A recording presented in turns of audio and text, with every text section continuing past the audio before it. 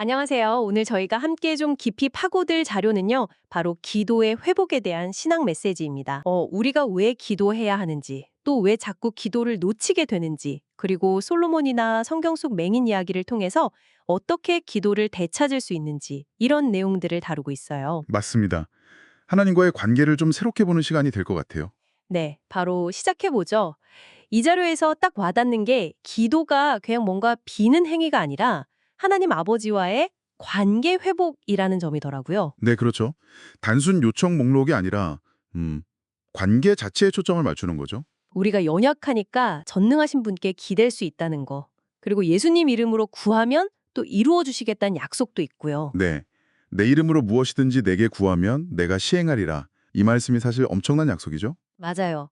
그런데 기도가 단순히 도움 요청을 넘어서서요. 연약한 우리가 하나님의 능력에 직접 연결되는 통로라고 하니까 이게 되게 흥미로웠어요. 아, 그 부분 저도 인상 깊었습니다. 그냥 문 두드리는 정도가 아니라 뭐랄까 그 힘의 근원 자체랑 만나는 길이라는 거죠. 문을 열고 들어가는 것에 가깝다. 이런 느낌이네요. 네, 바로 그거죠. 그런데 왜 우리는 이 중요한 통로, 이 기도를 자주 놓칠까요? 자료에서는 몇 가지 이유를 얘기하던데요. 아무래도 제일 큰 게 바쁜 일상 아닐까요? 네. 너무 바빠서 기도할 시간이 없거나 아니면 뭐랄까 신앙이 좀 무뎌져서 필요성을 잘 못 느끼는 경우도 있고요. 그렇죠. 또 요즘은 워낙 기술이나 우리 능력으로 해결할 수 있는 게 많다고 생각하니까 아, 스스로 할 수 있다는 생각. 네, 그 자기 효능감이라고 하죠. 이게 높아지면 역설적으로 신적인 도움, 즉 기도의 필요성을 덜 느낄 수 있다는 분석이 있더라고요. 기도할 시간에 차라리 다른 걸 하는 게 더 이득이라고 생각할 수도 있겠네요. 네, 그런 경향까지 언급하고 있습니다. 현대인의 딜레마죠. 그런데 여기서 되게 중요한 전환점이 나오잖아요. 역대하 7장 14절 인용하면서 하나님의 얼굴을 구하라. 네, 맞아요. 그 부분이 핵심입니다. 하나님이 기도하는 사람을 찾고 계시고 우리가 겸손히 그 얼굴을 구하고 악한 길에서 돌아서면 들으시고 용서하시고 또 땅을 고치시겠다고 약속하셨다는 내용이요. 그렇죠.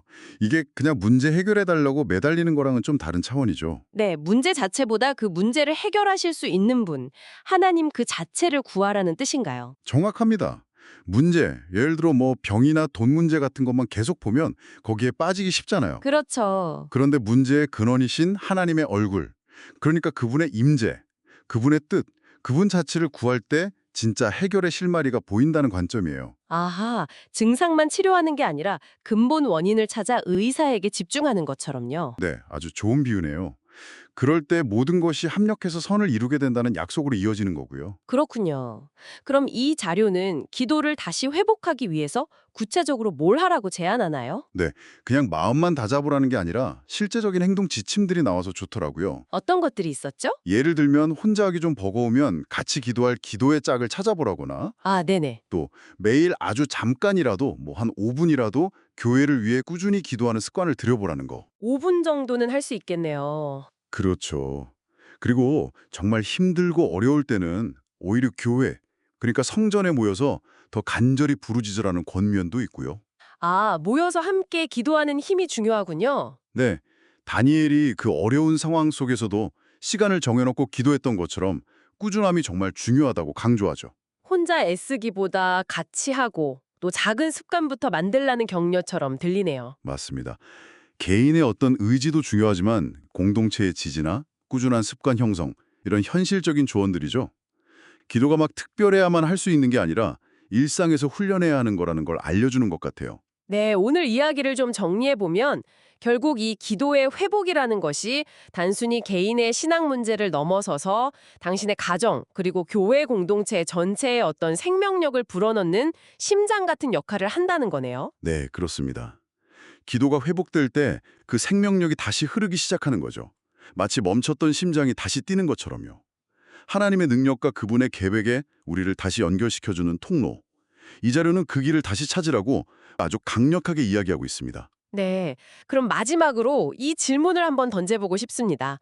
지금까지 혹시 문제 해결에만 좀 초점을 맞춰서 기도해 오셨다면 이제는 그 문제 너머에 계신 하나님의 얼굴을 구하는 기도를 한번 시작해보면 어떨까요? 당신의 삶에 과연 어떤 새로운 가능성이 열릴 수 있을지 한번 생각해 보시면 좋겠습니다.